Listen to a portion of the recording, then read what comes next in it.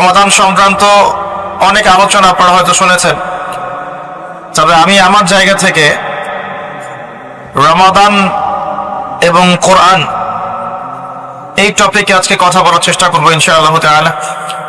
ওয়া তাওফীকি ইল্লা বিল্লাহ আলাইহি তাওয়াক্কালতু ওয়া ইলাইহি উনীব।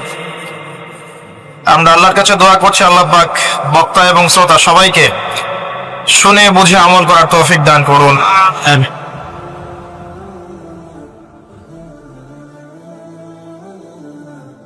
রমাদান মাসের সওম কখন ফরজ হয়েছে কে বলতে পারবে? অডিয়েন্সের মধ্যে রমাদান মাসের সওম কত হিজরিতে ফরজ করা হয়েছে? মাশাআল্লাহ। রমাদান মাসের সওম কত হিজরিতে ফরজ হয়েছে? অথচ আমরা জানি ইসলামের বেসিক পিলারের মধ্যে 5টা পিলার, কালিমা, সালাত, যাকাত, সওম এবং হজ। এই 5টা বেসিক পিলারের একটা হচ্ছে রমাদান। কত হিজরিতে ফরজ হয়েছে আমরা কেউ বলতে পারলাম না। নবী করিম সাল্লাল্লাহু আলাইহি ওয়াসাল্লাম যখন নবুয়ত পেলেন, ওই সমাজের মধ্যে কিছু পাপাচার ছিল।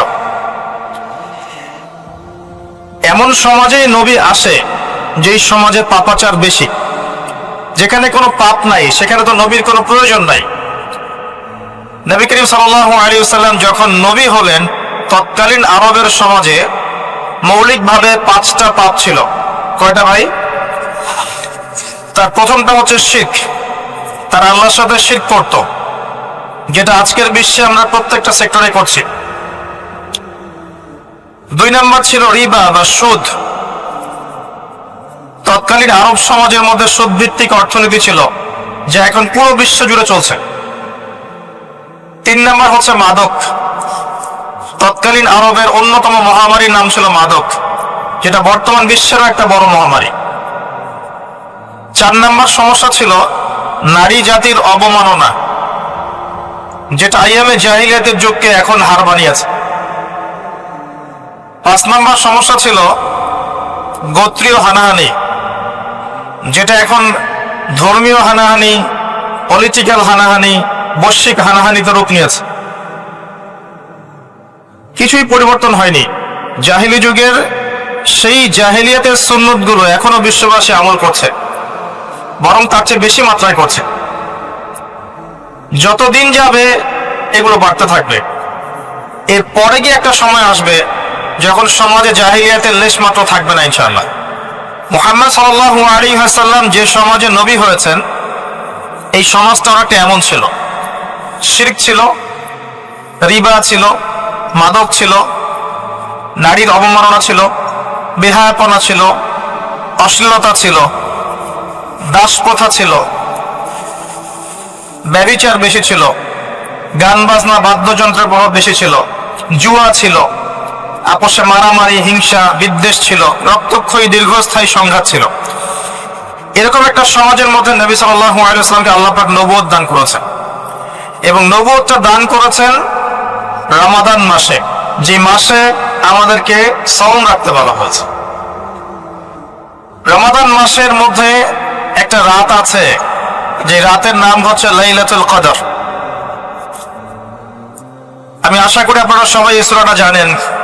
বা'দা আউযু বিল্লাহি মিনাশ শাইতানির রাজীম, ইন্না আনজালনাহু ফি লাইলাতুল কদর। নিশ্চয়ই আমি কোরআনকে নাজিল করেছি লাইলাতুল কদরে, ভাগ্য রজনীতে।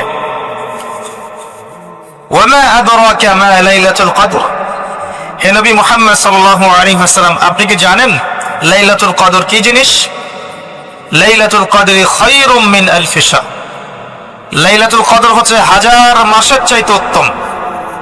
এখানে গাণিতিক ভাবে ব্যাখ্যা করতে যাবেন না 1000 মাস সমান সমান কত বছর হয়, ব্যাপারটা এমন নয়। এখানে আধিক্য বোঝানো হয়েছে। 1000 মাস ইবাদত করলে যে নেকি হয়, 1 রাত ইবাদত করলে সে নেকি হয়ে যাবে ইনশাআল্লাহ। এই রাতে কি হয়? স্পেশাল তানাজ্জালুল মালাইকাতু ওয়ার রূহ। এই মাসে আল্লাহর পক্ষ থেকে আল্লাহর ফেরেশতারা নেমে আসেন। কোথায় নেমে আসেন? পৃথিবীতে। তাদের সর্দার হিসেবে থাকেন জিবরাইল আলাইহিস সালাম। তানাজ্জালুল মালাইকাতু ওয়ার রূহু ফিহা বিইذনি রাব্বিহিম। আল্লাহর রবের আদেশে তারা এই কাজটা করে। মিন কুল্লি আমর, প্রত্যেকটা বিষয়ের ফয়সালা হয় এই রাতে। আপনার আমার তাকদীর লিখা হয়েছে আসমান জমিন সৃষ্টির 50,000 বছর আগে। আপনার আমার তাকদীর লিখা হয়েছে আসমান জমিন সৃষ্টির 50,000 বছর আগে। আল্লাহ পাক সমস্ত সৃষ্টির তাকদীর লিখেছেন প্রথম দফায়। দ্বিতীয় দফায় তাকদীর লেখা হয়েছে যখন আমার আপনার রূহ আমাদের মায়ের গর্ভে ছিল 4 মাস 10 দিন বয়স। ওই সময় আল্লাহর পক্ষ থেকে ফেরেশতা আসেন, এসে লিখে দেন তার হায়াত, তার রিজিক, সে সৌভাগ্যবান না দুর্ভাগ্যবান। এরপর রূহটাকে ফুঁকে দেন, বাচ্চা নড়াচড়া শুরু করে। এর আগ পর্যন্ত পেটের মধ্যে বাচ্চা নড়াচড়া করে না। যখন রূহটা ফুঁকে দেওয়া হয় তারপর থেকে বাচ্চা নড়াচড়া শুরু করে। দ্বিতীয় দফায় তাকদীর লেখা হয়।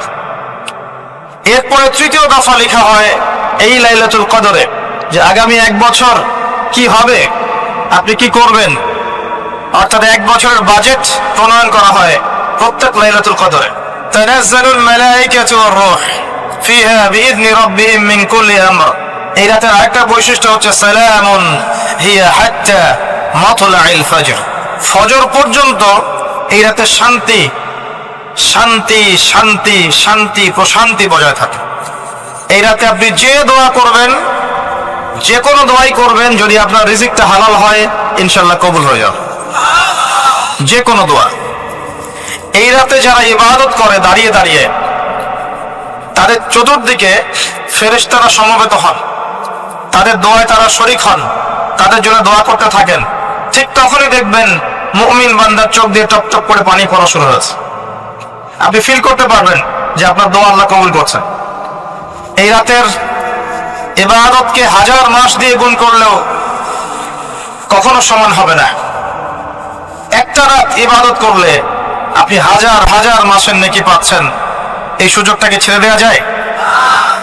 কবে এই রাত স্পেসিফিকলি বলা যাবে না, 27 তারিখেই স্পেসিফিকলি বলা যাবে না যে 21-এর রাতেই, 23-এর রাতেই বা 25-এর রাতেই, নির্দিষ্ট করে বলার কোনো সুযোগ নাই। নবী সাল্লাল্লাহু আলাইহি ওয়াসাল্লাম লাইলাতুল কদর পেয়েছেন এবং ওই রাতে বৃষ্টি হচ্ছিল। তিনি সিজদা করছেন, তার কপালের মধ্যে মসজিদে নববীর যে মাটি আছে এই মাটির কাদা লেগেছিল। তখন কিন্তু মসজিদ টাইলস ফিটিং ছিল না, মাটির মসজিদ থেকে নবী সাল্লাল্লাহু আলাইহি ওয়াসাল্লাম বিশ্ব পরিচালনা করেছেন। আর আমাদের এখন তাজমহলের মতো মসজিদ, হেদায়েতের কোনো হও না এখানে। এটা আখিরাত জামানের সাইন, মসজিদগুলো হবে চাকচিক্যময়, হেদায়েত শূন্য। হাদিস একদম স্পষ্ট আছে, মসজিদ হবে চাকচিক্যময় কিন্তু হেদায়েত শূন্য। ইভেন দেখবেন নামাজ পড়ছে মুসল্লি, পাশে হই হুল্লা করছে। দিনের কথা আলোচনা হলে বা নামাজ পড়লে, কেউ কোরআন তেলাওয়াত করলে আদবের সাথে যে পাশে শোরগোল করতে হয় না, এটা এখন বুঝাতে হয়। বুঝাতে গিয়ে যদি আপনি এই আয়াত তেলাওয়াত করেন, লাহুম কুলুবুন লা ইয়াফকাহুনা বিহা, কিছু মানুষকে আল্লাহ পাক কলব দিয়েছেন বোঝে না। ওয়া লাহুম আযানুন লা ইয়াসমাউনা বিহা, কিছু মানুষকে আল্লাহ পাক কান দিয়েছেন শোনে না। ওয়া লাহুম আ'য়ুনুন লা ইবসিরুনা বিহা, কিছু মানুষকে আল্লাহ পাক চোখ দিয়েছেন দেখে না। উলাইকা কাল আনআম, এরা আনআমের মতো। বাল হুম আদাল, বরং তার চাইতেও নিকৃষ্ট। তখন কিছু মানুষের ইগোতে লেগে যায়। তা আচরণ কিন্তু এমনই। কোরআন যেখানে তেলাওয়াত করা হচ্ছে, নবীর হাদিসের কথা বলা হচ্ছে, সেখানে উঁচু স্বরে কথা বলা জায়েজ নেই। নামাজ পড়ছে একজন ব্যক্তি, সে আল্লাহর সাথে সরাসরি কথা বলছে, তার পাশে কথা বলা জায়েজ নেই। এমনকি নামাজরত ব্যক্তির পাশে কোরআন তেলাওয়াত করাও জায়েজ নেই। আমার কথা কি বুঝতে পারছেন? একজন ব্যক্তি নামাজে দাঁড়িয়েছে, আল্লাহর সাথে কথা বলছে, পাশে আপনি কোরআন তেলাওয়াত করতে পারবেন না জোরে জোরে। মনে মনে করতে হবে, করতে চাইলে মনে মনে করতে হবে। অনেক সময় মসজিদের ভিতরে দেখবেন নামাজ পড়া হচ্ছে, শোরগোল করছে। নবী সাল্লাল্লাহু আলাইহি ওয়াসাল্লাম বলেছিলেন, আখিরুজ জামানে, তিরমিজিতে আছে হাদিসটা, আখিরুজ জামানে ইসলামের নামটুকু থাকবে, ইসলামের প্রকৃত বিষয়গুলো থাকবে না। কোরআনের মাসহাফ থাকবে, যে মাসহাফ, কোরআনের মাসহাফটা থাকবে, এর শিক্ষাগুলো থাকবে না। মসজিদগুলো হবে চাকচিক্যময় কিন্তু মসজিদ হবে হেদায়েত শূন্য। আর চতুর্থ লাইনটা আরো ভয়ঙ্কর, 4 নম্বর লাইনে গিয়ে নবীজি বলেছেন সাল্লাল্লাহু আলাইহি ওয়াসাল্লাম, আসমানের নিচে জমিনের উপরে আল্লাহর সবচেয়ে নিকৃষ্ট সৃষ্টি হবেন এক শ্রেণীর আলেম, যাদের থেকে ফিতনা ছড়াবে এবং তাদের দিকেই ফিতনা ফিরে আসবে। তিরমিজির মধ্যে হাদিসটা আছে, যে কোন আলেমকে জিজ্ঞাসা করে এটা কোন শ্রেণীর আলেম, এটা বোঝার জন্য আপনার পিএইচডি করার দরকার নাই। যারা দিনকে দুনিয়ার বিনিময়ে বিক্রি করেছে তারাই সেই শ্রেণীর আলেম। যারা সত্য কথা বলতে ভয় পেয়েছে তারাই সেই শ্রেণীর আলেম। যারা সত্যকে মিথ্যার সাথে মিশ্রিত করেছে তারাই সেই শ্রেণীর আলেম। এবং যারা ইসলামের নামে উম্মাহকে শতদা বিভক্ত করে দিয়েছে এরাই সেই শ্রেণীর আলেম। নবী করিম সাল্লাল্লাহু আলাইহি ওয়াসাল্লাম বলেছেন, লাইলাতুল কদর আমি পেয়েছি, কপালে কাদা মাটি ছিল, বৃষ্টি হচ্ছিল, তার মানে ওই রাতে বৃষ্টি হতে পারে, ওই রাতে বৃষ্টি হতে পারে। লাইলাতুল কদরের আলামত রাতের বেলা বৃষ্টি হতে পারে। বৃষ্টি হয়েছে, তিনি নামাজ পড়েছেন, কপালের মধ্যে কাদা লেগেছিল, তিনি বের হয়েছেন, সাহাবীদেরকে বলবেন কোন রাতটা লাইলাতুল কদর, আজকের রাতটা লাইলাতুল কদর, এটা বলতে বের হয়েছে। বের হয়ে দেখছেন দুজন মুসলিম আপোষে ঝগড়া করছে। লিসেন টু মি, দুজন মুসলিম আপোষে ঝগড়া করছে। আমরা বলি না যে মুসলিমদের মাঝে ইখতিলাফ গুলো রহমত, আমরা বলি না? দুজন মুসলিম আপোষে ঝগড়া করছে, এই কাজটার কারণে আল্লাহ রাব্বুল আলামিন নবী সাল্লাল্লাহু আলাইহি ওয়াসাল্লামের হৃদয় থেকে এই কথাটাকে তুলে নিলেন। তিনি আর বললেন না এক্স্যাক্টলি কোন রাতে লাইলাতুল কদর ছিল, তিনি বলতেই বেরিয়েছিলেন যে কোন রাতে লাইলাতুল কদর ছিল। আমাদের ইখতিলাফের কারণে আমরা সেই নির্দিষ্ট রাতটাকে হারিয়ে ফেলেছি। তবে এর মধ্যেই খায়র আছে, এর মধ্যেই কল্যাণ আছে। আরবিতে একটা প্রবাদ আছে, কুল্লু শার ইউজাদু ফিহিল খায়র, প্রত্যেকটা অকল্যাণের পিছনেই কোনো না কোনো কল্যাণ আছে। নির্দিষ্ট করে বলে দিলে আমরা বাকি রাতগুলো জাগতাম না। নবী সাল্লাল্লাহু আলাইহি ওয়াসাল্লাম এখন বললেন যে আমাকে ভুলিয়ে দেওয়া হয়েছে কোন রাত, তোমাদের ঝগড়ার কারণে, অতএব তোমরা শেষ দশকের বিজোড় রাতগুলোকে তালাশ করো। শেষ দশকের বিজোড় রাত বলতে 21 রাত, 23 রাত, 25, 27, 29, এই 5টা রাতের যে কোনো একটা লাইলাতুল কদর। এই রাতে ইবাদত করলে এত নেকি হচ্ছে, কারণটা কি? রাত আর দিন কি ডিফারেন্ট কিছু? প্রত্যেক রাতেই কিন্তু আল্লাহ পাক প্রথম আসমানে নেমে আসেন, প্রত্যেক রাতে, শুধু শবে বরাতের রাতে নয়, শুধু নিসফে শাবানের রাতে নয়, কিন্তু প্রত্যেক রাতেই আল্লাহ পাক প্রথম আসমানে নেমে আসেন।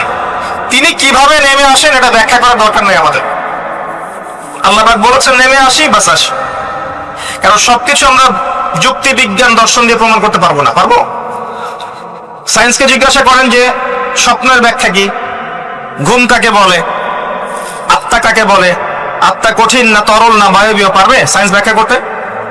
কবরের আযাব কি, জিন জাতি কি, জিন জাতি কাকে বলে, জিন জাতি কেমন দেখতে, মালায়েকা কেমন, তারা কিভাবে কাজ করে, তাদের ফাংশন কি, তারা কি ব্যাখ্যা করতে পারবে? আমাদের একটা চেতনা তৈরি হয়েছে, সায়েন্স যা বলবে তাই সত্য। এই চেতনা পুরোপুরি সত্য নয়। কোরআন এবং সুন্নাহ, আল্লাহ এবং তার রাসূল যা বলবেন সেটাই চূড়ান্ত সত্য।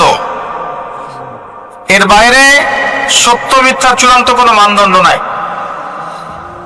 হ্যাঁ, সায়েন্সের ভিত্তি আমরাই দিয়েছি, এটা অমুসলিমরা দেয়নি, এর ভিত্তি মুসলিমরা দিয়েছে। পরবর্তীতে এরা এর উপর ঘষা মাজা করেছে। এখন সায়েন্টিফিক এবং টেকনোলজিক্যাল রেভলিউশন আসছে পশ্চিমা সভ্যতা থেকে। এই সভ্যতার ধারক বাহক ছিলাম আমরা। সভ্যতা এদের দ্বারা শুরু হয়নি, সভ্যতা নবীদের দ্বারা শুরু হয়েছে। তো সবকিছু সায়েন্স দিয়ে ব্যাখ্যা করা যাবে এমন নয়, কারণ সায়েন্সের সীমাবদ্ধতা আছে, আল্লাহর জ্ঞানের কোনো সীমাবদ্ধতা নাই। তো আল্লাহ নেমে আসেন, ব্যাস নেমে আসেন। নেমে এসে আল্লাহ পাক কি বলেন? আল্লাহ পাক 3টা কথা বলেন। রাতের শেষ অংশ, রাতকে ভাগ করেন। যদি 6টার সময় রাত শুরু হয়, রাত কিন্তু রাত 12টায় শুরু হয় না, সূর্য ডুবে গেলেই রাত শুরু হয়, এটাই ইসলাম। এখন 6টা থেকে আপনি এই 5টা পর্যন্ত সময়টাকে 3 ভাগে ভাগ করেন। শেষের অংশ ধরে নেন যে 1টা থেকে 5টা, কথার কথা আমি এস্টিমেট করলাম, এই সময়টুকুতে আল্লাহ রাব্বুল আলামিন কাছে নেমে আসে প্রথম আসমানে, অর্থাৎ তার রহমত নিকটবর্তী হয় এবং তিনি আহ্বান করতে থাকেন তিনটা জিনিস। এক, কে আছো আমার কাছে কিছু চাইবে, যা চাইবে আমি তাই দিব। দুই, কে আছো আমার কাছে ক্ষমা চাইবে, আমি তোমাকে মাফ করে দেব। তিন, কে আছো আমাকে ডাকবে, আমি তোমার ডাকে সাড়া দেব। মানে এই সময় আপনি যা চাইবেন ইনশাআল্লাহ, আপনার আকীদায় যদি শিরক না থাকে, আমলে যদি বিদআত না থাকে এবং আপনার রিজিক যদি হালাল হয়, ইনশাআল্লাহ তাআলা আপনার দোয়া কবুল করা হবে। আল্লাহ পাক প্রত্যেক রাতেই নেমে আসেন। তাহলে লাইলাতুল কদরকে এত স্পেসিফিকলি ইম্পর্টেন্স দেওয়ার কারণ কি? একটাই কারণ, মনে রাখবেন, লাইলাতুল কদরকে মর্যাদামণ্ডিত করার এবং রমাদান মাসকে শ্রেষ্ঠ মাস মর্যাদামণ্ডিত করার একটা কারণ, only one reason behind it, সেটা হচ্ছে এই মাসে এবং এই রাতে আল কোরআন নাজিল হয়েছে। কথা কি বুঝতে পারছেন? কোরআন নাজিলের কারণেই এই মাসটা মহামান্বিত, কোরআন নাজিলের কারণেই এই রাতটা সম্মানিত। ইন্না আনজালনাহু ফি লাইলাতুল কদর। নবী করিম সাল্লাল্লাহু আলাইহি ওয়াসাল্লাম যখন এই জাহেলি যুগে বাস করছেন, এই লাইলাতুল কদরে রমাদান মাসে আল্লাহ পাক কোরআন নাজিল করলেন। কি জন্য নাজিল করলেন? কারণ এই সমাজটাকে পরিবর্তন করার জন্য, সমাজের জাহিলিয়াতগুলোকে দূর করার জন্য নবী করিম সাল্লাল্লাহু আলাইহি ওয়াসাল্লাম প্রচন্ড ফিকির করতেন। কি করা যায়, কি করলে মানুষগুলো শিরক ছেড়ে দিবে, কি করলে সুদ বন্ধ হবে, কি করলে মাদক থেকে মানুষ দূরে থাকবে, কি করলে নারীর সম্মান বৃদ্ধি পাবে। তিনি ভাবতেন কিভাবে গোপচু হানাহানি বন্ধ করা যায়, তিনি এগুলো ভাবতে থাকতেন। হেরা গুহায় বসে তিনি এগুলো ভাবতেন কি করা যায়। যুবক বয়সে তিনি হিলফুল ফুজুর তৈরি করেছেন এগুলো সমস্যা দূর করার জন্য, কিন্তু পরিপূর্ণরূপে সফল হয়েছেন বলতে পারি না আমরা, কারণ তখন ওহী আসেনি। এই ভাবতে ভাবতে ভাবতে ভাবতে একদিন এক রাতে তার কাছে আল্লাহর পক্ষ থেকে কোরআন নাজিল হলো। সূরা আলাকের প্রথম 5টা আয়াত, বিসমিল্লাহির রহমানির রহিম, ইকরা বিসমি রাব্বিকাল্লাযী খালাক। পড়ুন আপনার রবের নামে যিনি আপনাকে সৃষ্টি করেছেন। খালাকাল ইনসানা মিন আলাক, যিনি মানুষকে সৃষ্টি করেছেন জমাট বাঁধা রক্তপিণ্ড থেকে। আমরা সবাই জমাট বাঁধা রক্তপিণ্ড ছিলাম মায়ের পেটে। আজকে আমরা আল্লাহর দ্রোহী হয়েছি, কিন্তু আমরা পেটের মধ্যে এতটুকু জমাট বাঁধা রক্তপিণ্ড ছিলাম। সূরা ইয়াসিনের মধ্যে আল্লাহ পাক এই কথাটা বলেছেন, তোমাদেরকে তো নুতফা থেকে সৃষ্টি করেছি, ফাইদা হুয়া খাসিমুম মুবিন, যখন সে বড় হয়েছে সুস্পষ্টভাবে আল্লাহর বিরুদ্ধাচরণ করছে। আমরা যদি না থাকি এই পৃথিবীতে, আল্লাহর দ্বীনের কোনো ক্ষতি হবে? এই পৃথিবীর আবর্তন থেমে যাবে? আমাদের বউ বাচ্চা কাচ্চা, বাবা মা, স্ত্রী সন্তান, এরা কি না খেয়ে মারা যাবে? মনে করেন আমরা এখন সবাই মরে গেছি, কথার কথা বলছি, নাউজুবিল্লাহ, আমাদের পরিবারগুলো কি থেমে যাবে? আত্মীয় স্বজন থেমে যাবে? আমাদের সমাজ থেমে থাকবে? কেউ থেমে থাকবে না। মাঝখান থেকে আমরা আমাদের জীবনের সময়টা হারিয়ে ফেললাম। অতএব আমরা আল্লাহর জন্য বাঁচি, আল্লাহর দ্বীনের জন্য। এখন দ্বীনের ক্ষতি যারাই করবে তাদের বিরুদ্ধেই সোচ্চার হতে হবে। আল্লাহ পাক বোঝার তৌফিক দান করুন। আমি যে কথা বলছিলাম, কোরআন নাজিল হয়েছে লাইলাতুল কদরে। এখন এই কদরের রাতকে ইবাদতের জন্য খাস করে নিতে হবে। শেষের দশক এবং বিজোড় রাত 21, 23, 25, 27, 29। বলছিলাম রমাদান মাস এবং লাইলাতুল কদরকে সম্মানিত করা হয়েছে একটা কারণেই, কারণ এই মাসে এই রাতে আল কোরআন নাজিল করা হয়েছে। এটাই কারণ। কোরআন কখন নাজিল হলো? যখন সমাজে সুদ আছে, মদ আছে, জেনা আছে, ব্যভিচার আছে, শিরক আছে, এরকম সমাজে প্রথম কি নাজিল হলো? পড়ো। প্রথমে নাজিল হয়নি শিরক করো না, প্রথমে নাজিল হয়নি যে সুদ খেও না, প্রথম আয়াত এটা ছিল না জেনা করো না, প্রথম আয়াত এটাও ছিল না মূর্তি পূজা করো না। হ্যাঁ, প্রথম আয়াত কি? ইকরা, পড়ুন। আল্লাহ পাক বোঝাতে চাচ্ছেন সমাজের জাহিলিয়াতকে দূর করতে হলে লেখাপড়ার কোনো বিকল্প নাই, এবং সেই পড়াশোনাটা হতে হবে আল্লাহর ওহীর আলোকে। যে ওহীটা আল্লাহ পাক নাজিল করেছেন এর বেসিসে আপনাকে পড়াশোনা করতে হবে। এই জ্ঞানটা দিয়ে আপনি সমাজ সংস্কার করতে পারবেন ইনশাআল্লাহ তাআলা। এর সাথে উপকারী জ্ঞানগুলো কি নিব না? অবশ্যই নিব। ওহীর জ্ঞানের সাথে, কোরআন সুন্নাহর জ্ঞানের সাথে আমি ইতিহাসের জ্ঞান নিব, আমি পলিটিক্যাল সায়েন্সের জ্ঞান নিব, আমি দর্শনের জ্ঞান নিব, জিওপলিটিক্সের জ্ঞান নিব, প্রয়োজনে আমি সায়েন্সের জ্ঞান নিব, আমি কমার্সের জ্ঞান নিব, আর্টসের জ্ঞান নিব, মেডিকেল সায়েন্স পড়বো, ইঞ্জিনিয়ারিং পড়বো, সবই পড়বো, কিন্তু বেসিকটা কি হবে? কোরআন, সুন্নাহ, ইসলাম। এরপর আপনি ডাক্তার হন, ইঞ্জিনিয়ার হন, পলিটিশিয়ান হন, সামাজিক নেতা হন, প্রশাসনের ক্যাডার হন, আপনার জন্য মোবারকবাদ। আপনি যেখানেই যাবেন সেখানেই বরকত ছড়াবেন ইনশাআল্লাহ। যে পলিটিশিয়ানের ভিতরে তাকওয়া আছে তার দ্বারা দুর্নীতি সম্ভব না। যে প্রশাসনের কর্মকর্তার ভিতরে তাকওয়া আছে সে ঘুষ নিতে পারবে না, দুর্নীতি করতে পারবে না। যে আলেমের ভিতরে তাকওয়া আছে সে দিনকে দুনিয়ার বিনিময়ে বিক্রি করবে না। যে ডক্টরের ভিতরে তাকওয়া আছে সে ডাক্তার হবে, কসাই হবে না। যে ইঞ্জিনিয়ারের ভিতরে তাকওয়া আছে সে দেখবেন সত্যিকারের প্রকৌশলী হবে, সে কিন্তু চোর হবে না। ভিতরটা চেঞ্জ করতে হবে, ভিতরটা, এর নাম তাকওয়া। ভিতরটা চেঞ্জ করবে একটা জিনিস, আল্লাহর ওহী, কোরআন এবং সুন্নাহ, ইসলাম। এটা আপনার ভিতরকে পরিবর্তন করবে। আর আমরা অনেক বড় বড় কথা বলি অনেক সময়, কিন্তু মূল কাজটা হচ্ছে ভিতরটা পরিবর্তন করা। আমাদের সবার সাথে যার যার কলব যাবে, যার যার আমল যাবে। আল্লাহ পাক আমাকে কলার চেপে ধরে বলবেন না যে বাংলাদেশে ইসলামী খেলাফত কায়েম করে আসো নাই কেন, এটা আল্লাহ পাক আমাকে বলবেন না। আল্লাহ পাক বলবেন তোমাকে যে দায়িত্ব দিয়েছিলাম ওই দায়িত্ব ঠিকঠাক মতো পালন করছো কিনা, আল্লাহ পাক এটা বলবেন না। বেসিকে আসেন, নিজের আত্মশুদ্ধি, এটা বেসিক। আলাইকুম আনফুসাকুম, নিজের নফসের খবর নাও, নিজের নফসটাকে পবিত্র করো, নিজের নফসের মধ্যে হিংসা ত্যাগ করো, বিদ্বেষ ত্যাগ করো, অহংকার ত্যাগ করো, রিয়া ত্যাগ করো, দুনিয়ার মোহ ত্যাগ করো। নিজের নফসের মধ্যে বেশি বেশি পরকারের ফিকির আনো, জিকির করো বেশি বেশি, কোরআন বেশি বেশি তেলাওয়াত করো, হালাল খাও, আদর্শ পরিবার গঠন করো, তাওহীদে থাকো, সুন্নতে থাকো, ইনশাআল্লাহ হাসতে হাসতে জান্নাতে চলে যাবেন।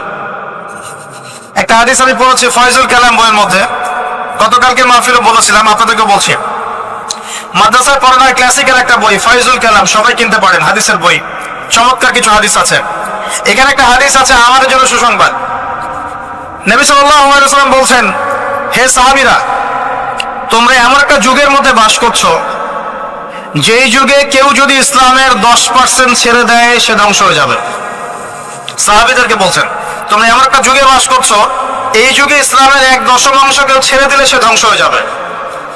কিন্তু তোমাদের পরে এমন একটা যুগ আসবে যেই যুগে মানুষ যদি 1/10 ধরে রাখতে পারে, 10% ধরে রাখতে পারে, তাহলেই নাজাত পেয়ে যাবে ইনশাআল্লাহ। আমরা সেই যুগে আছি না? আমাদের চতুর্দিকে ফিতনা নয় কি? আপনার ঘরে ফিতনা, সমাজে ফিতনা, ইকোনমিক্সে ফিতনা, রাষ্ট্রে ফিতনা, বিশ্বে ফিতনা, ধর্মে ফিতনা, সবখানেই ফিতনা, ফাসাদ। আমরা সেই যুগের মধ্যে বাস করছি। আসুন, আল্লাহ পাক কোরআন নাজিল করলেন, প্রথমে পড়তে বললেন। তার মানে আল কোরআন এবং সুন্নাহ এগুলোকে পড়া শিখতে হবে। বড় বড় স্বপ্ন দেখার আগে আমাদেরকে বেসিক ঠিক করতে হবে, পড়াশোনা করতে হবে। আল্লাহ পাক আমাদের যুব সমাজকে পড়াশোনা করার তৌফিক দান করে। রমাদান মাসে এটা নাজিল হয়েছে।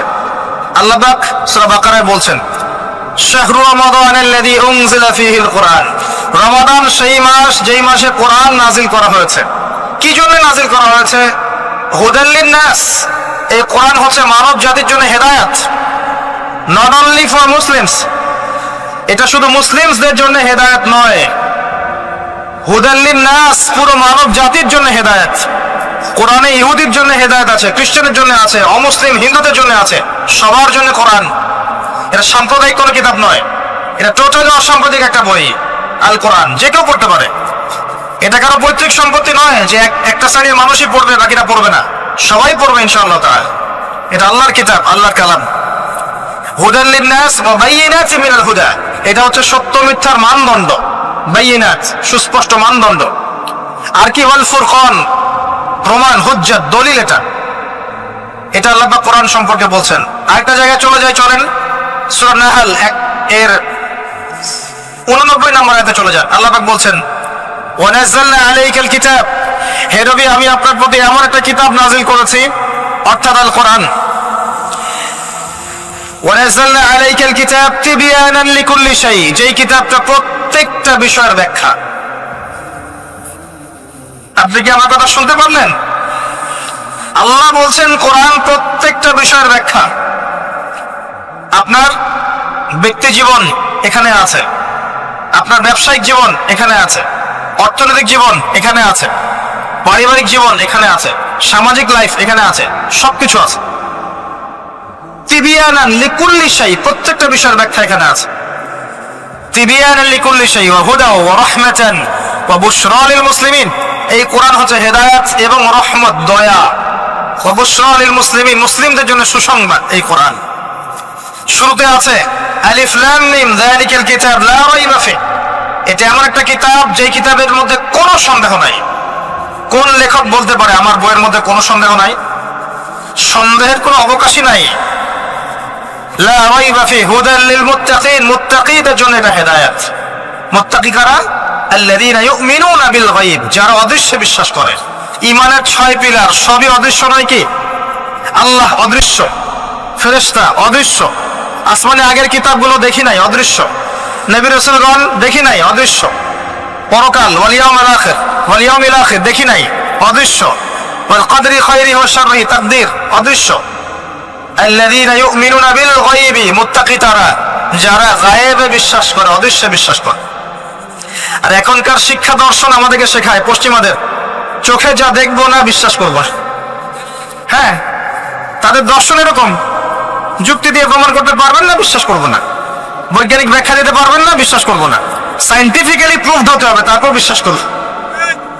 অনেক সময় দেখা যায় মুসলিমরাও এর গলতধারায় পড়ে যায় এবং বলে নামাজের উপকারিতার সায়েন্টিফিক ব্যাখ্যা বলেন, তারপর নামাজ পড়বো।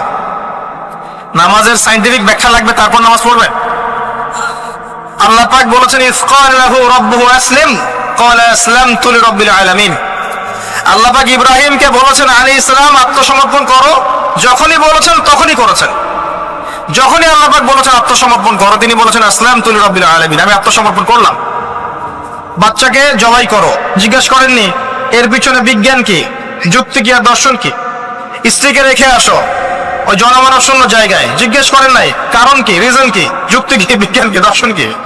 আল্লাহ বলেছেন সামিআনা ওয়া আতানা, এর নাম ইসলাম। আল্লাহর আদেশ যেখানে এসে যাবে এখানে যুক্তি বিজ্ঞান দর্শনের প্রয়োজন নাই। এই কনসেপ্টে আপনাকে মৌলবাদী হতেই হচ্ছে, কিছু করার নাই। কারণ মৌলিক বিষয় আপনাকে মেনে চলতে হবে। হ্যাঁ, প্রত্যেকটা বিষয়কে আপনি ব্যাখ্যা করতে পারবেন যদি সেই জ্ঞান আপনার কাছে থাকে, কিন্তু যুক্তি বিজ্ঞান দর্শনের সীমাবদ্ধতা আছে, সবকিছু ব্যাখ্যা করতে পারে না। ভালো করে শিক্ষা দর্শন হজম করে তারপর পড়াশোনা করেন। অন্যথায় আপনারা দাড়ি টুপি নিয়েও অনেক সময় দেখবেন এই যে এটা কি বলে, এথিজমের দিকে যাচ্ছেন, নাস্তিকতার দিকে যাচ্ছেন।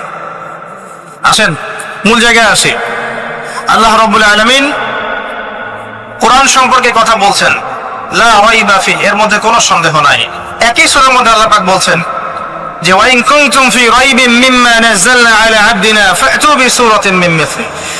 তোমরা যদি এই কিতাব নিয়ে সন্দেহ করে থাকো যে এই কিতাব আল্লাহর পক্ষ থেকে এসেছে নাকি অন্য কারো পক্ষ থেকে এসেছে, তোমরা যদি এই কিতাব সম্পর্কে সন্দেহ পোষণ করো যেটা কি আল্লাহর পক্ষ থেকে এসেছে না অন্য কারো পক্ষ থেকে এসেছে, তাহলে এর মতো কিছু আয়াত নিয়ে এসে দেখাও, একটা সূরা রচনা করে দেখাও। ওয়াদউ শুহাদাকুম মিন দুনিল্লাহি ইন কুনতুম সাদিকিন। তোমাদের যত সাক্ষী আছে, সহকর্মী আছে, তোমাদের সাপোর্ট দেওয়ার মতো যারা যারা আছে সবাইকে ডেকে নিয়ে আসো, এনে এই কোরআনের মতো একটা সূরা রচনা করে দেখো যদি সন্দেহ পোষণ করে থাকো। আল্লাহ এর পরে বলছেন ওয়া ইল্লাম তাফআলু, তোমরা যদি এটা করতে না পারো, ওয়ালান তাফআলু, কোশ্চেন কারও পারবে না। তোমরা যদি এটা করতে না পারো, মানে একটা সূরা রচনা করতে না পারো, এরকম কোন কিতাব রচনা করতে না পারো, একটা আয়াত রচনা করতে না পারো, তাহলে জেনে রাখো ফাত্তাকুন নার আল্লাতী ওয়াকুদুহা আন-নাস ওয়াল হিজারা, সেই আগুনকে ভয় করো যার ইন্ধন হবে মানুষ এবং পাথর। উইদ্দাত লিল কাফিরিন, যা কাফেরদের জন্য প্রস্তুত করা হয়েছে। আল্লাহ পাক এই কোরআনটা নাযিল করেছেন কোন মাসে ভাই? রমাদান মাসে। আসেন প্রথমে বলে নেই আমরা রমাদানকে কিভাবে পালন করার চেষ্টা করব, এরপরে আসছি রমাদানকে কেমন করে কোরআনময় করবেন, এই দুইটা পয়েন্ট। এক নাম্বার, হতে পারে এই রমাদান আপনার জীবনের শেষ রমাদান। কয়েকটা কাজ আমি বলি। প্রথম কাজ হচ্ছে নিয়াত করতে হবে যে এই রমাদানটাতে আমি আমার সমস্ত গুনাহ মাফ করানোর চেষ্টা করব। কারণ নবী সাল্লাল্লাহু আলাইহি ওয়াসাল্লাম বলেছেন সেই ব্যক্তির জন্য ধ্বংস যে ব্যক্তি রমজান মাসকে পেয়েছে কিন্তু তার গুনাহ মাফ করাতে পারে না। কে জানে এটা আমাদের শেষ রমাদান হতে পারে। আল্লাহ না করুক, আমরা দোয়া করি আল্লাহ পাক আমাদেরকে বেশি বেশি রমাদান দান করুক, বেশি বেশি লাইলাতুল কদর দান করুক। প্রথম শুরু হচ্ছে আপনি মাসের বাজার আগে করে ফেলবেন। আমি একটু প্র্যাকটিক্যাল কথা বলবো আর কি। আপনি রমাদান মাসের বাজার এই শাবান মাসে করে ফেলার চেষ্টা করেন, পারলে ঈদের শপিংটাও করে ফেলার চেষ্টা করেন। রমজান মাসে বেশি বাইরে যাবেন এবং টাকা পয়সা নিয়ে গিয়ে যে স্ত্রী সন্তানের হাতে দিয়ে দিবেন না, যাও বাইরে গিয়ে মার্কেটিং করে আস, এই ভুলটা করতে যায়। নিজে পরিবেশ নষ্ট করবে, রোজার রোজার যে আধ্যাত্মিকত্ব নষ্ট হবে, আরো হাজারটা যুবকের চোখের জানা করার প্রয়োজন নাই। আপনি পরিবারের কর্তা, লিস্ট করে ফেলেন, আপনাকে আল্লাহ পাক যতটুকু সামর্থ্য দিয়েছেন মূল মূল জিনিসগুলো কিনে রেখে দেন, আর বাকি টুকটাক বাজার আপনি করবেন। আর যখন বাজারে যাবেন একটা দোয়া পড়বেন, আপনি 10 লক্ষ নেকি পাবেন ইনশাআল্লাহ। কত লক্ষ?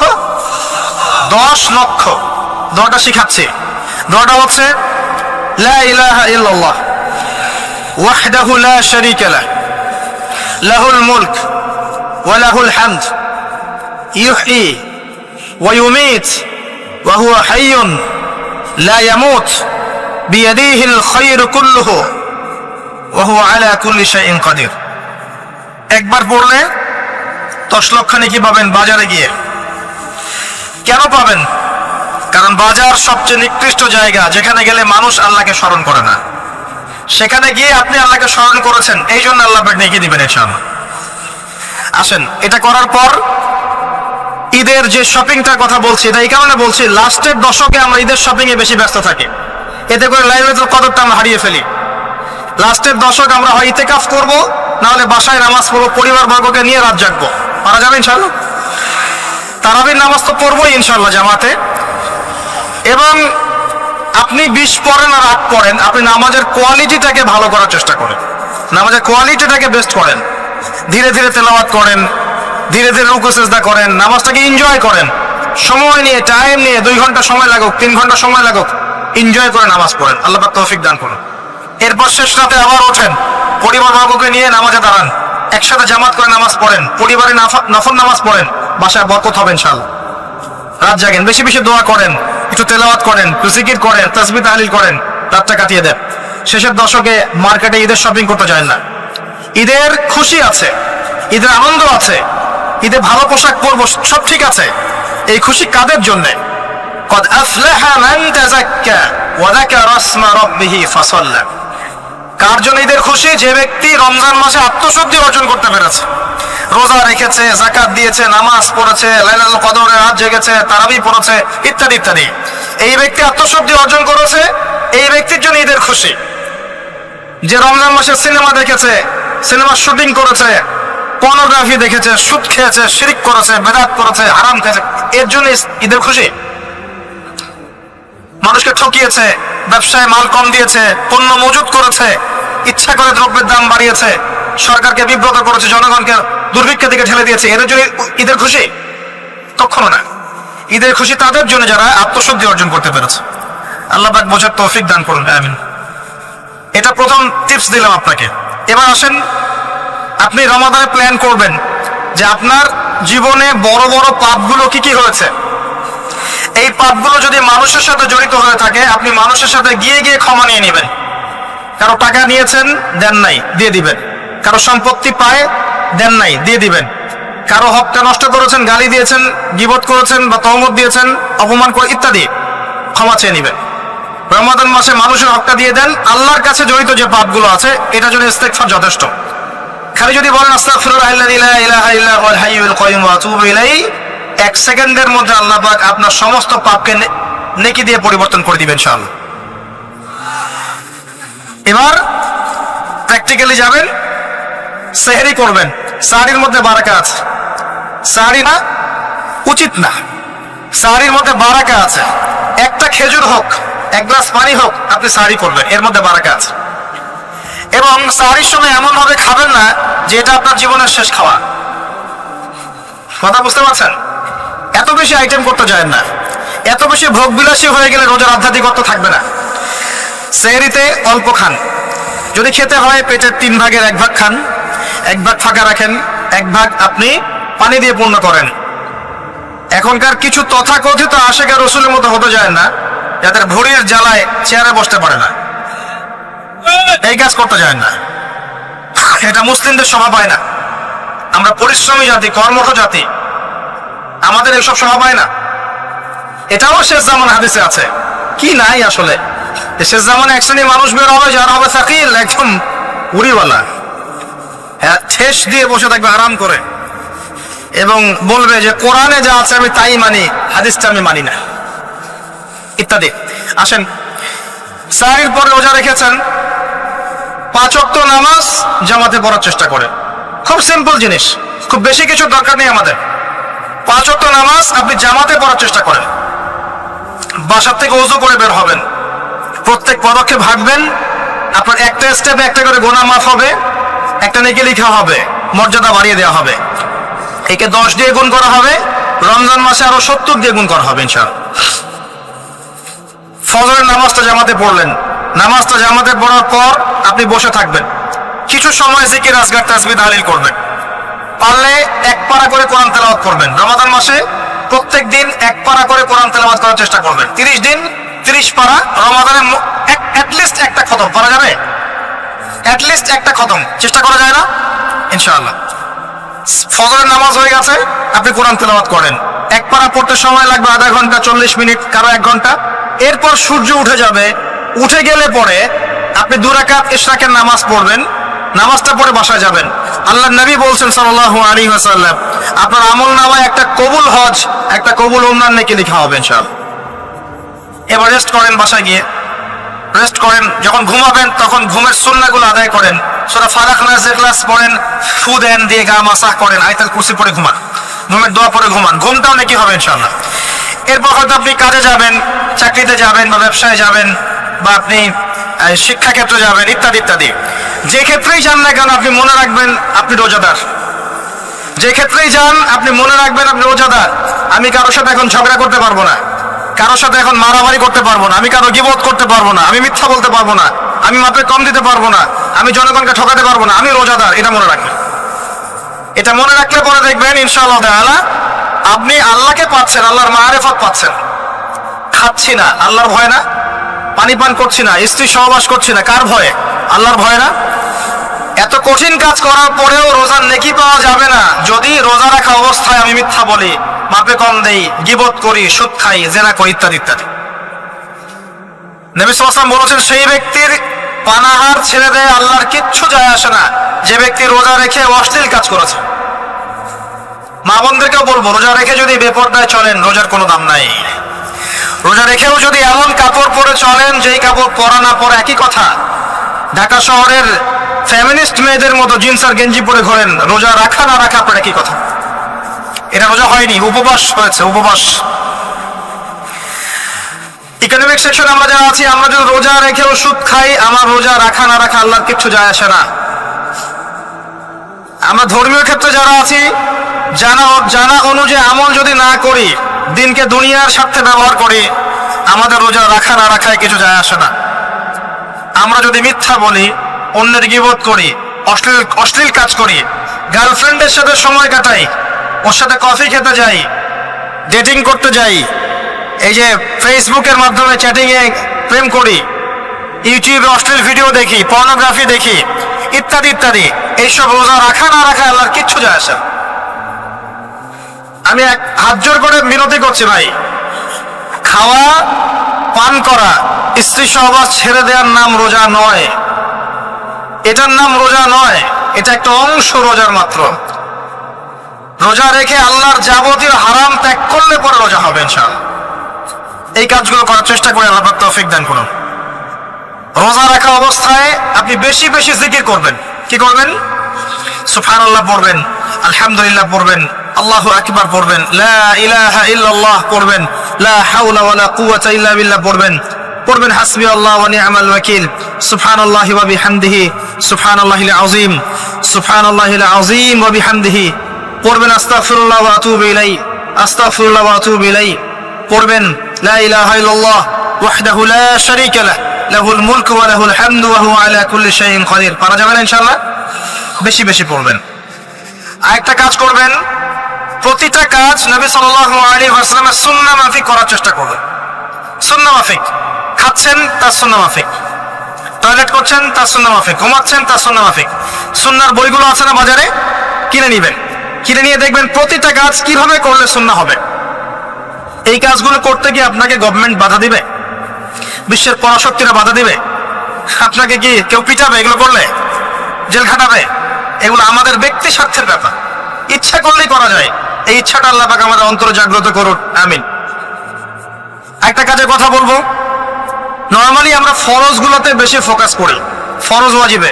রমজান মাসের সুন্নত মুস্তাহাবে ফোকাস করতে হয়। রমাদানে একটা নফল আপনাকে ফরজের নেকি দিয়ে দিবেন ইনশাআল্লাহ, রমাদান একটা সুন্নাহ আপনাকে ফরজের নেকি দিবেন ইনশাআল্লাহ। তো রমজান মাসে শুধু ফরজ নয়, একটু সুন্নাহ সালাতগুলো, নফল সালাতগুলো একটু বেশি বেশি পড়ার চেষ্টা করি, আল্লাহ পাক তৌফিক দান করুন। স্পেশালি একটা কাজ করার চেষ্টা করতে পারি, ওযু যখন ভেঙে যায়, টয়লেট করলেন ওযু ভেঙে গেল, সাথে সাথে হালকা করে ওযু করে ফেলার চেষ্টা করেন, সবসময় পবিত্র থাকার চেষ্টা করেন। বেলাল আল হায়বাশী নাম শুনেছেন? রাদিয়াল্লাহু আনহু। নবী সাল্লাল্লাহু আলাইহি ওয়াসাল্লাম বলছেন, আমি যখনই জান্নাতে গিয়েছি বেলাল তোমার পায়ের শব্দ শুনেছি। সুবহানাল্লাহ। যেই বেলালকে উত্তপ্ত মরুভূমিতে শুয়ে নির্যাতন করা হচ্ছে, সেই বেলাল বলছেন আহাদুন আহাদ। সেই বেলাল রাদিয়াল্লাহু আনহুর নামে শানে সূরা নাজিল হচ্ছে, কুল হুয়াল্লাহু আহাদ। ওই বেলাল রাদিয়াল্লাহু আনহুকে নবী সাল্লাল্লাহু আলাইহি ওয়াসাল্লাম বলছেন, যখনই জান্নাতে যাই তোমার পায়ের আওয়াজ শুনি, তুমি কি এমন আমল করো যার কারণে এই মর্যাদা তোমার? বেলাল রাদিয়াল্লাহু আনহু বলছেন, আমি তো স্পেশাল তেমন কোনো আমল করি না, আপনারা যা করেন আমিও তাই করি, তবে আমার যখনই ওযু ভেঙে যায় আমি ওযু করি, আর আমি ওই ওযু দিয়ে 2 রাকাত নামাজ পড়ি। এটাকে তাহিয়াতুল ওযুর নামাজ বলে। রমজান মাসে করার চেষ্টা করি, আল্লাহ পাক তৌফিক দান করুন। আমরা অনেকে মসজিদে যাই, ধাপ করে বসে পড়ি, করি না এই কাজটা? মসজিদে গিয়েছি, ধাপ করে গিয়ে বসে পড়ি। মসজিদে গিয়ে 2 রাকাত নামাজ পড়ে বসা সুন্নাত। মিনিমাম 2 রাকাত নামাজ পড়ে বসলে আপনি তাহিয়াতুল মসজিদের নেকি অর্জন করলেন, মসজিদের হকটা আদায় করলেন। ওই জায়গা আপনার জন্য সিজদার সাক্ষী থাকলো, কিয়ামতের মাঠে আপনার পক্ষে সাক্ষী দেবেন ইনশাআল্লাহ। এই সুন্নাহগুলো আমরা চর্চা করার চেষ্টা করি রমজান মাসে। রমজান মাসে দাড়িটা ছেড়ে দেন, দাড়িটা ছেড়ে দেন। এটা একমাত্র ভিজিবল সুন্নাত, দৃশ্যমান সুন্নাত, যেটা আপনার সাথে কবরে যাবে। যখন কাফন দেয়া হবে তখন দেখা যাবে না আমার সাথে আর কোন কোন সুন্নাহ আছে, এই একটা সুন্নতই দেখা যাবে আমার সাথে কবরে যাচ্ছে।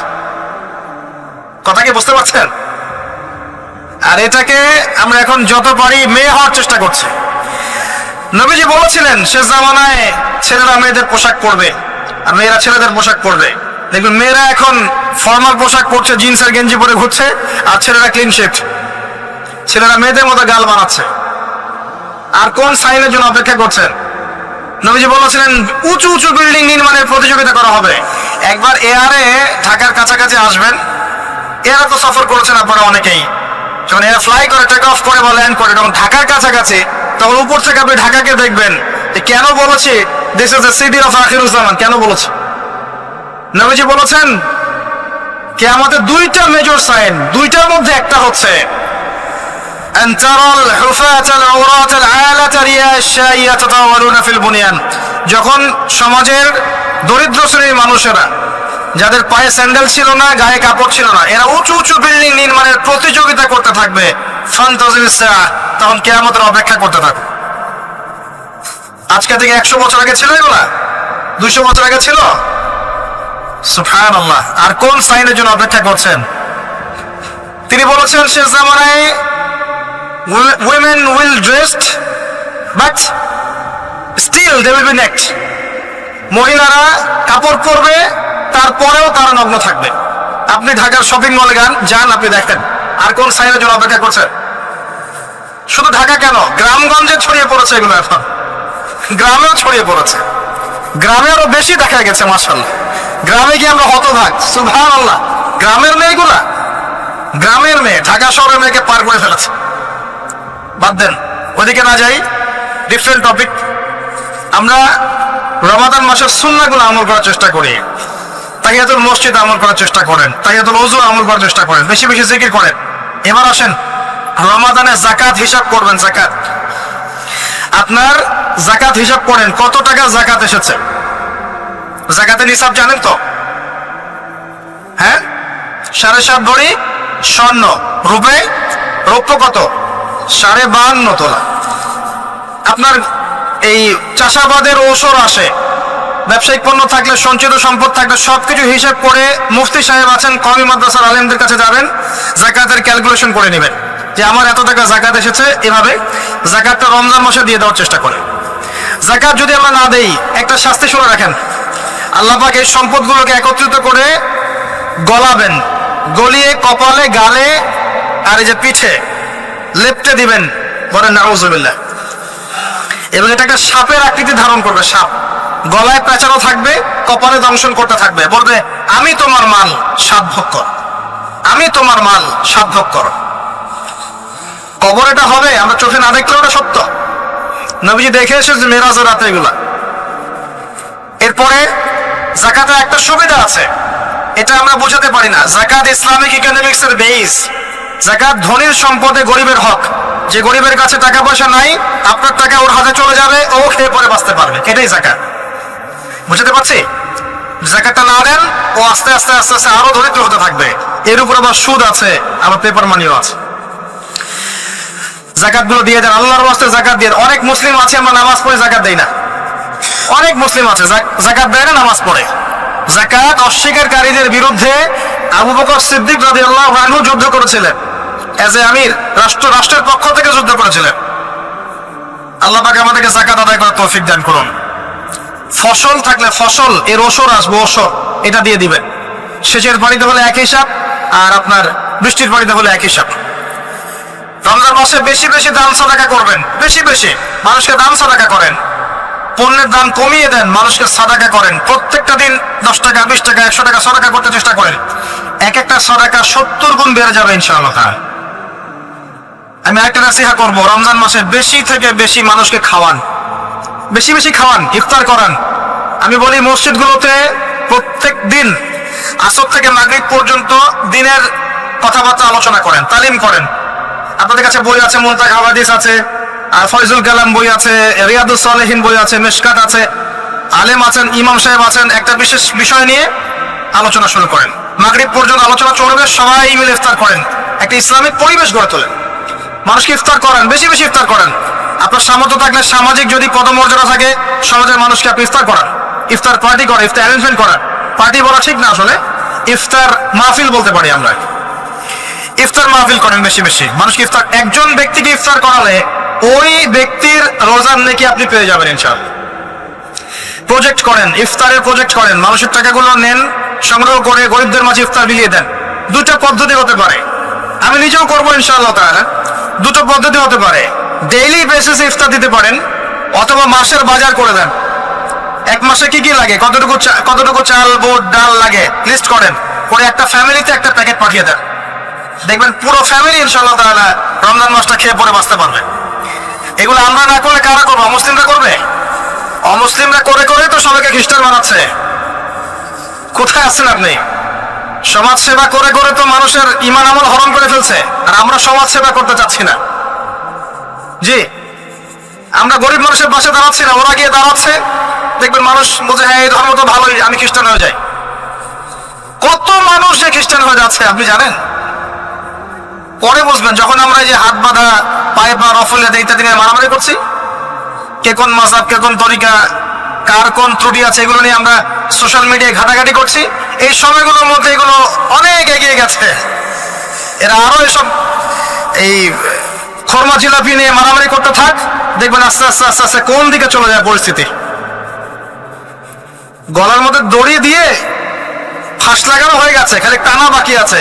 আরে এখন ঝগড়া করে বেড়াচ্ছে কোন আলেমের কোন সমস্যা। লাহুম কুলুবুন লা ইয়াফকাহুনা বিহা, আল্লাহ পাক বলেছেন সূরা আরাফ 179-তে। রমজান মাসে বেশি বেশি ইফতার করান, বেশি বেশি দান সাদাকা করেন। আর একটা কাজ বলে আমি শেষ করছি, রমজান মাসে পরিবারকে সময় দেন। পরিবারকে সময় দেন, পরিবারের হক আছে আমাদের উপরে। স্ত্রীকে সময় দেন, স্বামীকে সময় দেন, একসাথে ইফতার বানান। একটা পরিবেশ, একটা আনন্দ, একটা উৎসবের আমেজ যেন বিরাজ করে। ছোট ছোট বাচ্চাদেরকে রোজা রাখতে উৎসাহিত করেন। সবাই একসাথে বসে একটা বড় প্লেটে ইফতার করেন। বাচ্চারা যখন বড় হবে তখন বলবে ছোটবেলায় আমরা বাবা মার সাথে ইফতার করেছি, সংস্কৃতি লালন করেছে। পারিবারিক হৃদ্যতা চলে আসেন, প্রতিবেশীকে ইফতার পাঠান। প্রতিবেশীকে ইফতার হাদিয়া দেন, মসজিদে একসাথে ইফতার পড়েন, তারপর রাতের বেলা তাহাজ্জুদে দাঁড়ান, তারাবিতে দাঁড়ান, তারাবির নামাজে ধীর স্থির ভাবে কেরাত করে ইমাম যাকে নিযুক্ত করবেন তাকে সুরলিত কণ্ঠে কোরআন তেলাওয়াত করতে বলবেন ধীর স্থির ভাবে, তাকে প্রেশার দিবেন না, তার দায়িত্ব নিয়ে নেন। ইমাম হাফেজদের পুরো মাসের দায়িত্ব নেন, তার পরিবারের দায়িত্ব নেন, একটা সম্মানজনক হাদিয়ার ব্যবস্থা করে দিবেন যাতে করে তারা নিশ্চিন্তে থাকে পুরো মাস, তাকে অন্যদিকে ফোকাস করতে না হয়। অন্যান্য কান্ট্রিতে যখন কোনো সায়েন্টিস্ট থাকে তার পরিবারের দায়িত্ব পুরো রাষ্ট্র নিয়ে নেয়, সে ঠান্ডা মাথায় গেলে গবেষণা করবে। একই প্রসেস, আপনি আলেম ওলামা ইমাম হাফেজদের দায়িত্ব নিয়ে নেন, তার পরিবারের দায়িত্ব নিয়ে নেন, বা হুজুর আপনি আপনার কাজ করেন, আমরা আপনার পরিবার দেখছি। তাকে আপনি কোরআন তেলাওয়াত করতে দেন, কোরআন হিফজ করবে, মানুষকে কোরআন শেখাবে, তারাবির নামাজ পড়বে, ইমামতি করবে, মানুষকে দাস দিবে, খুতবা দিবে। আসেন যে মেজর পয়েন্টটা বাকি আছে সেটা বলি। তার আগে এটাও বলি যে ইফতার করার সময় বেশি খাবেন না, যদি আপনি বেশি খান তাহলে আপনি তারাবির নামাজে দাঁড়াতে পারবেন না। আর একটা মেজর কথা, এটা লাস্ট পয়েন্ট, সেটা হচ্ছে এই মাসে কি নাজিল হয়েছে ভাই, কোন কারণে এই মাসটা সম্মানিত। এই মাসে আল্লাহর কিতাবকে সময় দিতে হবে, এই কিতাবকে সময় দিতে হবে। আল্লাহ রাব্বুল আলামিন বলেছেন এই কিতাবের মধ্যে সবকিছুর সমাধান আছে। আল্লাহ পাক বলেছেন এই কিতাবে কোনো সন্দেহ নাই। আল্লাহ পাক বলেছেন এই কিতাব আমাদের জন্য সুসংবাদ এবং শেফা, আরোগ্য, রহমা। এখন একটু বসেন, একটু সময় নেন। এই কিতাব প্রথমত আপনাকে তিলাওয়াত করা শিখতে হবে। রমজান মাস আসার আগেই আপনি তিলাওয়াত করা শিখে ফেলেন। যদি না জানেন, রমজান মাসে পুরো 1 মাস তাজবিদ শিখবেন স্থানীয় ইমামের কাছে, পারবেন না? 1 মাসের মধ্যে কোরআন তিলাওয়াত শেখা সম্ভব, 1 মাসে শেখা সম্ভব। শয়তান আপনাকে 3টা ধোঁকা দিতে পারে। শয়তান আপনাকে বোঝাতে পারে আপনি অনেক জানি, আমার জানার দরকার নাই। শয়তান বোঝাতে পারে আমার বয়স হয়ে গেছে, আমার দ্বারা হবে না। শয়তান বোঝাতে পারে আমার অনেক সময় পড়ে আছে, পরে শিখে নিব। আল্লাহর ওয়াস্তে শয়তানের ধোঁকায় পড়বেন না। এই মাসে কোরআন শেখেন, কে জানে আপনি আগামী মাস পান কিনা।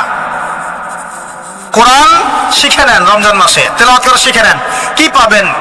কয়েকটা হাদিস বলছি। নবী সাল্লাল্লাহু আলাইহি ওয়াসাল্লাম বলেছেন এই কোরআন আপনার পক্ষে দলিল হবে অথবা বিপক্ষে দলিল হবে। হুজ্জাতুল লাকা ওয়া আলাইক, আপনার জন্য শাফিঈ লি আসহাব, এটা সুপারিশকারী হবে আপনার জন্য। প্রত্যেক হরফে আপনি 10টা করে নেকি পাবেন। কোনোদিনও আমি বলি নাই কোরআন তেলাওয়াত করলে নেকি হবে না। এই যে কাটছাট ভিডিও দেখলে আলেম ওলামাও ভুল মেসেজ পায়, এবং দেখা যায় একজন বরেণ্য আলেম হয়েও ভুল কথা বলতে শুরু করে। এজন্যই বলি এর ক্ষতিকর দিক কত। মূল বিষয় তার নখদর পরে নাই, একটা কাটছাট ভিডিও দেখেছে, দেখেই কথা বলা শুরু করলো। কিন্তু সে আলেম, তার জানা উচিত কাফা বিল মারই কাযিবান ওয়া হুয়া ইয়াকুল কুল্লামা সামিআ। একজন মানুষের জন্য মিথ্যাবাদী হওয়ার জন্য এতটুকু যথেষ্ট, যা শুনলাম যাচাই বাছাই না করেই প্রচার করলাম। ইয়া আইয়ুহাল্লাযীনা আমানু ইন জাআকুম ফাসিকুম বিনাবাইন ফাতাবায়ানু, কোন ফাসিক যদি কোনো খবর নিয়ে আসে সেটা আগে তথ্য যাচাই করো, তারপরে কথা বলো। ইশতারিবু কাসীরাম মিনাজ যন, বেশি বেশি অনুমান থেকে বেঁচে থাকো। ইন্না বা'দা যন্নি ইসম, এগুলো আমরাই ভুলে যাচ্ছি এখন। আমি বলছি বারবার, স্পষ্ট করে বলছি, কোরআন তেলাওয়াত করলে প্রত্যেক হরফে 10টা করে নেকি হবে। এবং কোরআন তেলাওয়াত করলে আপনার জীবনে বরকত আসবে, রিজিকে হায়াতে বরকত আসবে, আপনার কলবে আল্লাহর নূর আসবে ইনশাআল্লাহ তাআলা। কোরআন আপনার পক্ষে সাক্ষী দিবে, আপনার পক্ষে দলিল হবে, হুজ্জা হবে ইনশাআল্লাহ। প্রত্যেক হরফে 10 নাকি। তবে শুধু তেলাওয়াত করলেই আমি কোরআনের অর্থগুলো বুঝতে পারবো না। আর অর্থগুলো না বুঝলে আমি কোরআনে আল্লাহর মৌলিক মেসেজগুলো ধরতে পারবো না। ধরতে না পারলে সেই মেসেজগুলোর উপর আমল করতে পারবো না। এই কারণে কোরআনের অর্থটা বোঝা জরুরি, এর ভাষা শেখা জরুরি, কারণ আদেশ নিষেধ আমাকে মানতে যেতে হবে। এবং কোরআন গবেষণা করতে হলে অবশ্যই অর্থ জানতে হবে, ভাষা শিখতে হবে, এর তাদাব্বুর তাফাক্কুরে ডুবে যেতে হবে, যেটা শুধুমাত্র তিলাওয়াত করা সম্ভব নয়। এটা বোঝাতে চেয়েছি। এর চেয়ে পরিষ্কার করে কি বলতে পারি বলেন? সুবহানাল্লাহ। আল্লাহ পাক আমাদেরকে বোধ শক্তি দান করুন। আল্লাহর ওয়াস্তে রমজান মাসে ভাই কোরআন তেলাওয়াত বাড়িয়ে দেন। যারা হাফেজ আছেন এই মাসে হিফজ চর্চা করবেন। আমার জন্য দোয়া করেন যেন আমি এই মাসে পুরোটা হিফজ করতে পারি। হিফজ চর্চা না করতে করতে অনেকটা ভুলেই যাচ্ছে। আসলে নবী সাল্লাল্লাহু আলাইহি ওয়াসাল্লাম বলেছেন চর্চা না করলে কোরআন এত দ্রুত কলব থেকে বের হয়ে যায় যে একটা উটকে যদি ছেড়ে দেন সে যত দ্রুত চলে যাবে। আমাদের জন্য, আমার জন্য দোয়া করবেন যাতে কোরআনের হকটা আদায় করতে পারি। আল্লাহ পাক তৌফিক দান করুন, আমিন।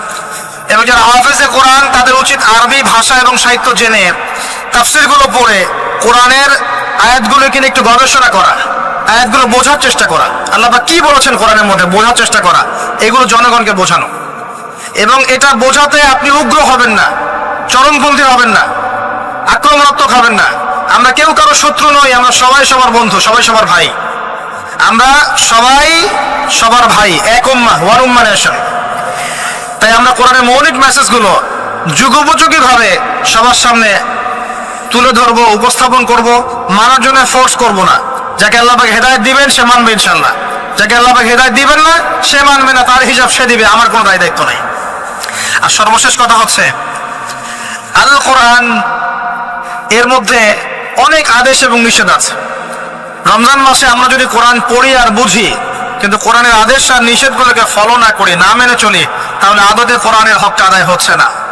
এবং এই কোরআনের মেসেজ আমাদেরকে মুসলিম অমুসলিম সবার দ্বারে দ্বারে পৌঁছে দিতে হবে ইনশাআল্লাহ তাআলা।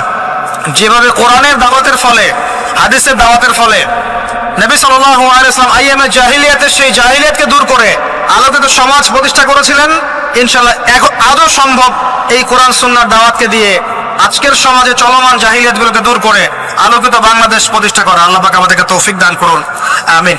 আমি আমার আলোচনা এখানে শেষ করছি, আজকে আর লম্বা করছি না। আপনারা কষ্ট করে এসেছেন, বসেছেন, আলোচনা শুনেছেন, আদবের সাথে বসেছেন, শৃঙ্খলা রক্ষা করেছেন। আমরা দোয়া করি আল্লাহ পাক আপনাদের সবার নেক হায়াত, হালাল রিজিকে আল্লাহ পাক প্রশস্ত করুন। আমাদের সবাইকে আল্লাহ পাক রমজানে পৌঁছে দিন, রমজানে বেশি বেশি রোজা রাখার তৌফিক দান করুন।